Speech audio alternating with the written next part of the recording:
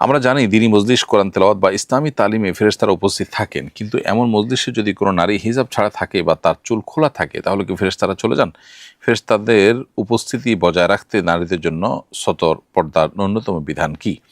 প্রথম কথা হলো যে বেপর্দা বা হিজাববিহীন নারীর উপস্থিতির কারণে ফেরেশতা চলে যান এরকম কোনো বর্ণনা কোরআন বা হাদিসে কোথাও পাওয়া যায় না। বিধায় কোনো দিনই মজলিস যদি কোনো নারী পর্দাহীনভাবে থাকেনও, সেখানে রহমতের ফেরেশতা আসতে এবং সেখানে তাদেরকে ঘিরে ফেলতে, স্কট দিতে যে আপনার বর্ণনা হাদিসে আছে, সেটাতে কোনো অসুবিধা হয় না বা সেটাতে কোনো আপনার ব্যত্যয় বা ব্যাঘাত ঘটে না। ফলে আপনার এই চিন্তা করবার কোনো কারণ নেই যে ফেরেশতারা এরকম পরিবেশে তারা কীভাবে আসেন, নাকি আদৌ আসবেন না।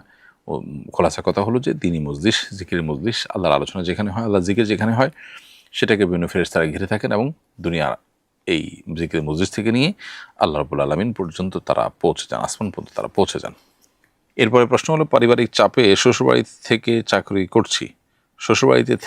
করছি। আমি চাই চাকরি ছেড়ে স্বামীর সংসার সাথে থাকতে, কিন্তু শাশুড়ি এতে তীব্র মানসিক চাপ দিচ্ছেন, কান্নাকাটি ও কটু কথা বলছেন এবং ভবিষ্যতের ভয় দেখাচ্ছেন।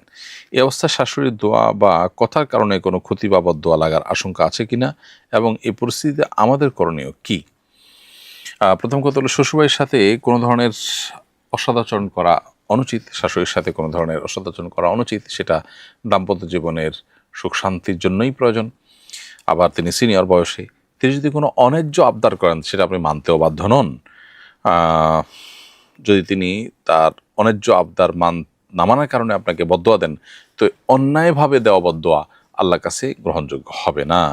আল্লাহ বলেছেন যে ওয়ালাউ ইয়াজ্জালুল্লাহু আশ-শাররা বিল খাইর, যদি আল্লাহ তাআলা তোমাদেরকে ভালোটা যেরকম তাড়াতাড়ি দিয়ে দেন, মন্দটা কেউ বদদোয়া করলো, তার ক্ষতি ইত্যাদি এগুলো যদি দ্রুততার সাথে কার্যকর করতেন, তাহলে তোমরা শেষ হয়ে যেতে, মানুষ শেষ হয়ে যেত। এজন্য অন্যায়ভাবে আপনার শাশুড়ি বদদোয়া করলে সেটি কাজে লাগবে না ইনশাআল্লাহ তাআলা।